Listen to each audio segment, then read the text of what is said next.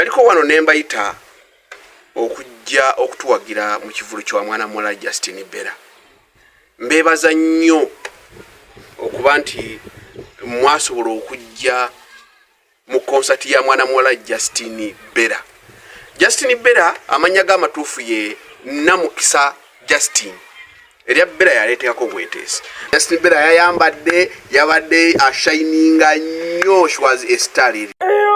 Munnayuganda amawulire amalungi kaagano. Olina ekibiina ekizannya firimu oba ng'olina essomero nga weetaaga okulitendeka omuzannyo oba firimu, kankwanjulire Ejita Charles Production. Bano be bakafulu mu kuwandiika n'okutendeka emizannyo ne firimu okwetoloola eggwanga lyonna. Katufuna obukugu otumbule ebitone by'abantu ab'enjawulo mu masomero kw'ossa ne groups ez'enjawulo oba ziyite kampani ezizannya firimu. Ejita Charles Production be bakafulu mu byonna. Nanti bayigiriza okuzannya emizannyo gya stage kw'ossa n'okuyigiriza abo bonna abagala okuzannya firimu. Bawandiika emizannyo emirungi egiyigiriza ate nga gijjudde obwongo obw'enjawulo. Ejita Charles Production bakafulu era bakuguka nga kino bakikoledde ddala ebbanga. Kale gw'alina essomero oba ng'olina groups ez'enjawulo ezizannya firimu, weekwate Ejita Charles Production. Nga naawe omuyimbi ayagala okukola video, beekwate bakukolera video script y'omulembe esaanidde mu luyimba lwo okusinziira nga bwe luli. Ayagala okumanya ebisingawo ku 0775 09 0458 ng'osobola n'okubasanga ku WhatsApp ku 0700 83 93 14 oba basange ku ofisi yaabwe Kampala Mutundwe omanye ebisingawo. Ejita Charles Production, ekitone kyo bwe bugagga bwo. Nkubuuzaako omulabi wange ndaba nenkwebaza emirimu gy'okola, nenkwebaza ddatawo gw'owaayo n'oba nga tunoonyezza birala naye noonoonya ebintu ebikugattako. Yenze Jita Charles, osobola okumpita Inspector Jita. Ndi muzannyi wa mizannyo gya stage n'egy'oku ntambi. Vidiyo eno nandisabye ogimaleko okubanga mu maaso weewali ebirungi ebigenda okubanga bya mugaso osanga ebiyinza okukyusa ku bulamu bwo. Ndi omu ku bakulembeze mu kibiina kya Up Arrows Entertainment, ng'ekibiina kikulemberwa omwami Kawooya Medi. Ono gw'olaba wano tujja gamba nti Up Arrows Entertainment omulamwa gwayo gwa kutumbula bitone eby'enjawulo, kuba buli muntu Mukama yamuwa ekitone eky'enjawulo. Nolwekyo programu eno eri ku mukutu gwa Up Arrows Entertainment Official. Ojja gifunanga buli Lwakusatu n'Olwesande, Mukama bw'anaabanga akkiriza. Twogera ku bitone bino byonna nno bikuteekusibwako bannaffe abamukiire suppliers abasangibwa ekikandwa. Bano basuubuza bintu bya maduuka bikola ewaka, esabbuuni, munnyo, sukaali, ebyo Mukire suppliers babiyina bingi. Gendayo wamanya Serugo, balina n'amafuta, wali Commutex, amafuta amalungi, amafuta gojjoteeka mu kidduka kikutuuse gy'olaga. Ate Mukire suppliers ab'ekikandwa kabulubutu wasaidize Kasanda yonna musobola okugenda ne mbawagira kuba nabo batuteekamu ssente. Kosa abamusekera beverages, bano bakukolera ekyokunywa ekyamusekera alcoholic kombucha. Kyemanyi nti bw'okinywa ekijja kukyusa obulamu bwo, oberenga byokola byonna obitegeera. Mulekerawo okunywa ebyokunywa ate bye mwebuuza enkeera nga bakugamba wakoze kino ng'ogamba ate nakoze kyaki nakikoze nga tokyategeera bye wakoze olw'okuba wanywedde ekyokunywa. So nakusaba nti gendako mu dduuka wonna ofune ekyokunywa ekyamusekera alcoholic kombucha osobole okukyusa obulamu mu mbeera efaanaganako bw'otyo. Naliko wano nembayita okujja okutuwagira mu kivulu kya mwana muwala Justine Bella.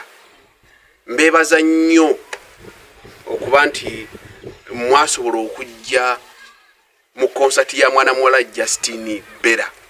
Justine Bella y'omu kuba nabitone. Mwana muwala oyo muzannyi wa firimu ate era mwana muwala oyo nga muyimbi. Njankwe ku Justine Bella ono katono omutegeere kubanga mumanyi nga Justine Bella. Ne Justine Bella amanya g'amatuufu ye Namukisa Justine erya Bella yaleetekako bweteesi. Namukisa Justine ono azaalibwa saidi zeeyo Ekiboga. Taata wa Justine Bella ayitibwa Byaruhanga Godfrey. Ne mama we ayitibwa Teddy. Mama we Teddy Ndagaano bali Kiboga eyo. Era mu maama bali abaana mukaaga. We baserabidde bali abaana mukaaga ate nga Justine Bella ye mwana omukulu. Oba Namukisa Justine gemanya agewaka Namukisa Justine erya Bella likola sente ye mwana omukulu.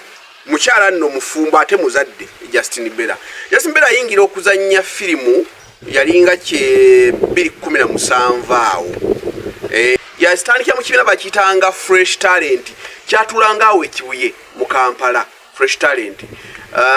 Justine Bella tiyalu ekibiina ekyo kyagolongota namu nga bamanye ebibiina. Kati then Justine Bella neyegatta ku Up Arrows Entertainment mu 2019. Ewa mwami Kawoya Medi oyo gye tukulembera ababiri. Justine Bella bw'atandika y'omu ku bakyala abagumiikiriza. Kubanga mukimanyi bulungi nti ebintu bitukola bino okuzanya ebitone si ekintu ky'obbamirako. Era abantu bangi nnyo ajja n'ebbugumu lye lingi. Naye kino bakiyita kinaakukka. Olina okuwaayo obudde bungi okuyiga n'okwetegereza so n'okusummusibwa. So ebintu byetukola bino si bya sizoni. Nga lwali nja kulimayo sizoni ya kasooli ate ngule piki. Ekitone kitandika mpola mpola. So Justine Bella yatandikira awo mu 2019 mu Up Arrows n'azanya mu firimu gye Ekirooto. N'ama n'azanya mu Mpera y'Ekibi. N'azanya mu Kirondoola. Zona firimu Justine Bella yagenza azizanya. So Justine Bella ono bw'amala okuzanya Kirondoola, Empera y'Ekibi, firimu yasinza okuzanya ekutta tena kuzibagita ani mwenkanya. Justine Bella ani mwenkanya babayita ba Double Stars. Yes, Double Stars. Bali awe Namasuba wali offices zaabwe basangibwa aba Double Stars. So Justine Bella yoyo okola concert yeno ebadde ya kubiri. Esooka agikola mu 2024 agikola 2024 ku Mulamuzi Motero. Ne kati gye baguddemu lino erinnya eripya gye yakoledde sheno uli yayitibwa Mulamuzi Motero. Yagikola show ye 2022 kunaku lw'abakyala ne ba successful nnyo. Ne tubebaza nti mwebale kujja ne ku luno yabadde successful nnyo. Ngera bw'ogiraba mu video wenjikulaga yabadde successful nnyo. Abantu bazze, abantu baguze table. The show was so wonderful. Twanyumiddwa nnyo awo Namasuba. Justine Bella yabadde ashininga nnyo. She was a star really. She was a star. So twebaza nnyo mwenna babadde waawo okulaba nti tubugiriza mwana mwa Justine Bella ku show ye eyo. Ate tubagamba nti n'omwaka ogujja era we kinaba kizeemu tubasaba mujje. Ate nga kyembaga kikimu wowulira Up Arrows Entertainment manya nti ebintu byayo biba bya bulimba. Ojja ne tunyumirwa, ojja ne tubaako ebyokuyiga bye tuyiga nga tukola bino ebintu. Kubanga tubiteekateekera mmwe obudde bwonna tubwayo kulwa mmwe. So tusanyuka nnyo bwe tubalaba nga muzze. Ababaddewo okushowa Justine Bella muzeeyi ba directors bonna b'ebibiina nalabyeko ku muzeeyi Yasini Lubowa yabaddewo omukola yagweseza ekitiibwa. Abazadde ba Justine Bella n'abalabyekaawo bakyali mbuuku. Nafuni mukisa ne balabako nera mikwano gye ndaba n'omwami we yabaddewo wa Justine Bella. Nalabye director Kawoya Medi yabaddewo awo akwasaganya. Nendabawo abaana ba Up Arrows Big Vessel yabaddewo yayimbye wakasaalo oyo Big Vessel w'Ekibaakulo. Big Vessel ye w'Ekimese wa Up Arrows. Nalabyeko Frank Roots yabaddewo awo. Nalabyewo yabayimbye Frank Roots yayikuyimbira Ntumani and Ntumani ndoza. That is so.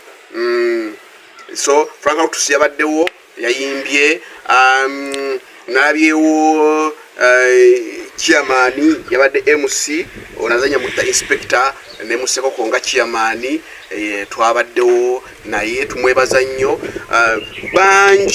banji nnyo mwenna mwabaddewo so kinjagala okubaga mu kintu kimu teri bugagga businga kitone bwoba oyina omwana yenna bwoba oyina essomero primary secondary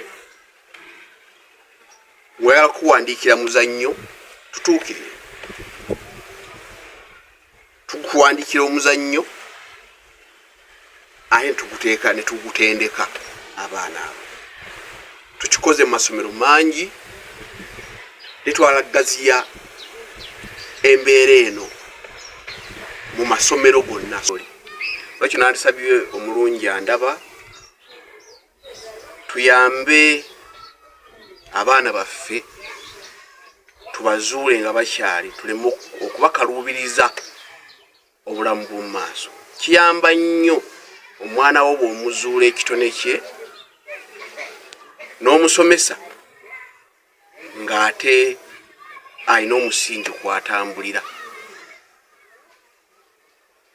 genda bamukire suppliers bakuwe ebikozesebwa ewaka byonna naawe alina ekidduka ky'amako ku Mutex oils ekikandwa ofune amafuta amalungi ayagala ekyokunywa obuddewo bw'eddembe nywa musekera alcoholic kombucha musekera alcoholic kombucha osobola ate okudda obujja mu mbeera yonna